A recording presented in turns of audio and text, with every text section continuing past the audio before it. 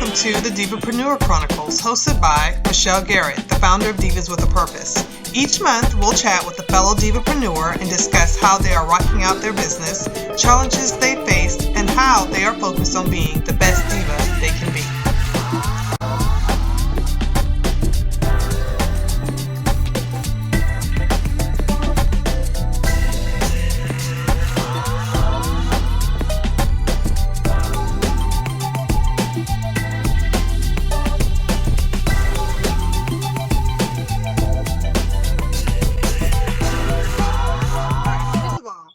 Thank you so much for joining me. This is the very first in the Divapreneur Chronicles, so I'm excited to have you join us. We have Irene Krasnof of Aspiring Mompreneur, and she is going to talk to us a little bit about her divapreneurship journey. So Irene, welcome. Thank you. Do you want to go ahead and just tell us a little bit about yourself and your business? Sure. First of all, Michelle, thank you for having me. It's an honor.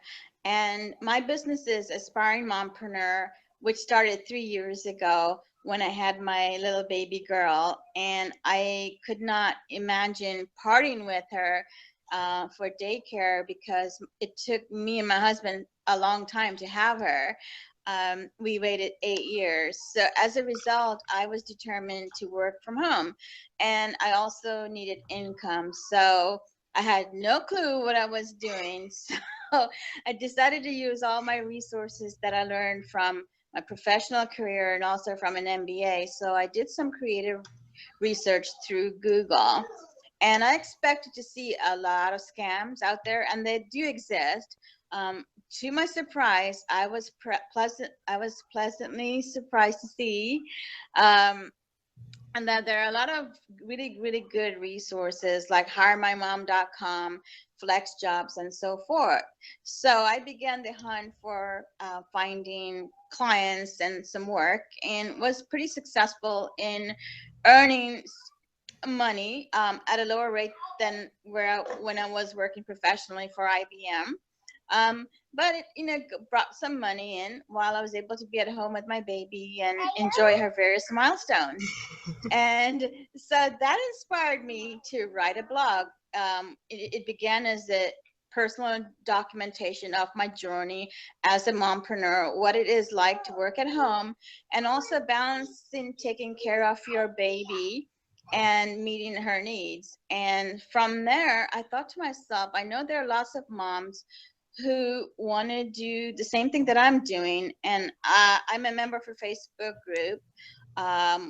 We were pregnant around about the same time, and a lot of moms are saying, oh, I just don't want to go back to work, I'm dreading it. And so from there, Aspiring Mompreneur was born. I decided to create this business where I would help moms to find the right work at home opportunity, and using my skills as an IBM consultant and my professional background. So here I am today. Fine. I love it. I can relate to that dreading feeling after you have a baby wanting to go back to work. Yeah. After I had my daughter, well, all of my kids, but I think it really hit me after I had my daughter, like, okay, that's really kind of when I started planning my exit strategy without realizing that's what I was doing. You kind of touched on it a little bit, but I'd like to talk about what inspires you. Why are you drawn to the business that you're in? I guess what draws me to the business is as a woman and also a feminist, I see how the workplace is not geared toward moms. There is a stigma associated with being a mom, that the assumptions made, you're not productive. You cannot possibly be productive because you're too busy focusing on your child.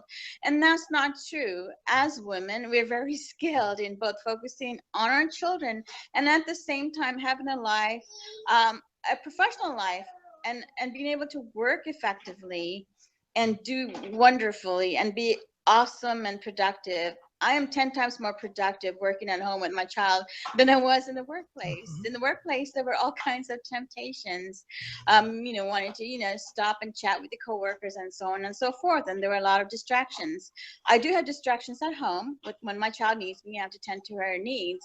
But I'm able to manage my time a lot better When it's time to work, it's time to work. When it's time for me to spend time with my child, I spend time with my child. And because I'm able to successfully work at home, I want to give that same success to other moms. That's my passion. That's what I live for. Every day when I wake up, that's what drives me. That's what gets me out of bed. And just seeing moms excel in their professional career while taking care of their children, that for me is the ultimate satisfaction.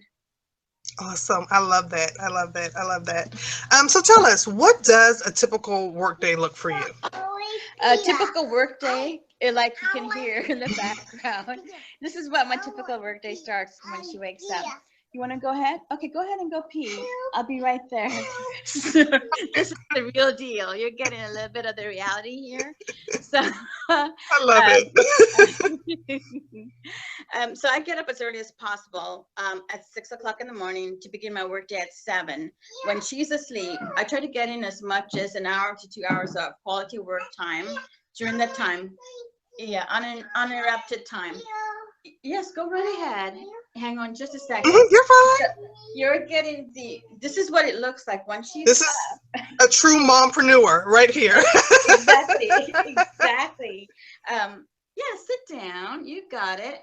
But I think the great thing is that you can do this. Like you're working your business, but you're at home with your child, and you can balance both of it. Because these are moments that sometimes when we're in a traditional office setting, we would totally miss this. Yes, exactly. You totally missed that, and people might think, oh, how can you possibly be productive? You're distracted. Your child needs your attention, like she needs to go to the bathroom, she needs to eat. I mean, how can you possibly be focused? But that's not true. You just have to be selective in the kinds of jobs that you can realistically take. So obviously I can't do a sales job with this. There's no way it's gonna work. Talking on the phone to a CEO of a company, and then a 3-year-old in the background says, I need to go poop. Right. That's not gonna work.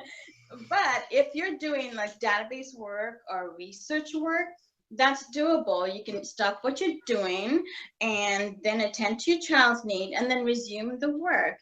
Because ultimately, whoops, I lost you there.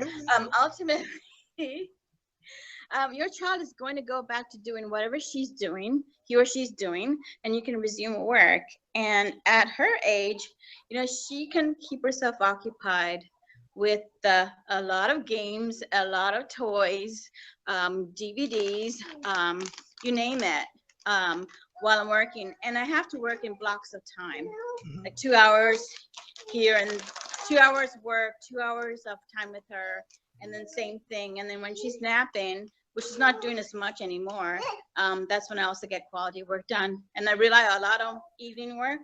And I would say to other mompreneurs or aspiring mompreneurs or work at home moms, that be prepared to work in the evenings once your child is asleep, and be prepared a lot of nights not to have enough sleep, because you're going to rely on the evening work to get everything done that you need to accomplish. Awesome. Okay, so we kind of got an introduction to your entire day right there.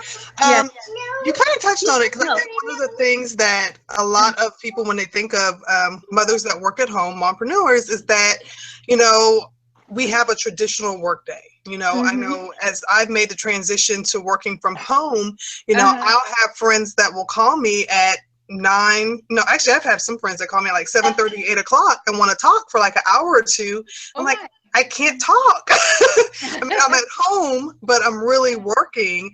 And I think it's kind of getting them to realize and recognize that the time that I have at home working is just as though I was in a traditional office setting. I have to treat this actually even more. It's more important to me, because my livelihood depends on, the work that I'm doing here, because I don't have someone that's going to be giving me a paycheck at the end of 2 weeks based on the contract that we have. It's how much work that I actually put into it. So I love it.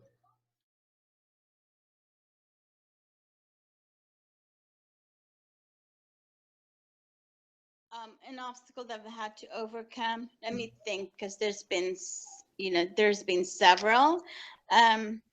First of all, the biggest obstacle is finding the profitable work at home opportunity. There are tons of jobs that pay $10 per hour or $15 per hour. And, while for some that's, would be pretty good money relative to, if they were working somewhere else. For me, with all my obligations, this just wasn't cutting it for me. So I would say that finding something that was comparable to where I was, because like I mentioned earlier, I was a consultant for IBM, and I worked as a marketing professional for several small and medium-sized businesses. So for me to find something comparable, that was the biggest obstacle. And I would say that for other moms who are hoping to do something similar, getting back to where they were at a career, it's going to take 2 to 3 years at least to get to that point. And patience is key. Networking as much online as possible is key, and persevering. And if you have to accept a $10 to $15 hour per job to start off, do that, because that will establish the relationship, and you can move up the ladder within that client. Because when they recognize your skills, they're going to be willing to pay you. And I had a situation like that. I'm still working with this client where she recognized my value. Once I established that value, she is paying me that value. But that took time. Mm-hmm, mm-hmm. That's awesome. I love it. I think sometimes we want to leave from working in corporate America to working Mm-hmm. for ourselves and think that we're going to jump right into it, making the exact same amount of money. And Mm-hmm. a lot of times for most of us, it's a reality check. Like, no, that's not going to happen off the bat for Exactly. everybody. So what motivates you? I come from a direct sales background. That's Mm-hmm. kind of how I did my part-time work and supplemented my my Mm-hmm. job to kind of help do the transition. And one thing in direct sales that we always talk about is our why. And that's something that I've taken into my professional life as well, because, working for myself, it's not just to make money. I Exactly. have, right. So what motivates you, and what would you say is your why for what you do? My why for what I do is that I love challenges. And that's what keeps me going. The challenge in finding work that is fulfilling, that's intellectually stimulating, and the challenge in taking care of my child and being there for her, and seeing all her milestones and giving her the attention that she needs. I mean, it is a juggle. It's not very, very easy, and the day doesn't unfold exactly how you plan it. So I think that's the why in what I'm doing, and that's what keeps me going every day. That is awesome. I love it. So we're actually pretty much done. We're wrapping up. So I want to thank you so much for joining us. At this time, do you want to share with our community what you have going on right now? Are there any special projects or things that you have that or different ways we can connect with you? Sure. I mean, one way to connect with me is through my blog, www.aspiringmompreneur.com. I talk about, practical things like at what point do you decide on daycare, or how to find the right work at home opportunity, and so forth. So that's one way. I'm in the process right now of planning a series of webinars on how to get to the point of working from home and making that transition from the office to working at home, or the transition from being a stay-at-home mom for several years and then getting into the workplace and getting back to work. I mean, a lot of companies I've discovered lately are very reluctant to hire individuals with a huge gap in their work. 2 to 3 years gap, they're already asking questions. So I want to help those moms get into a situation working from home, and the gap is no longer an issue. So I would say those are two of my key projects: keeping on blogging and also the webinar series.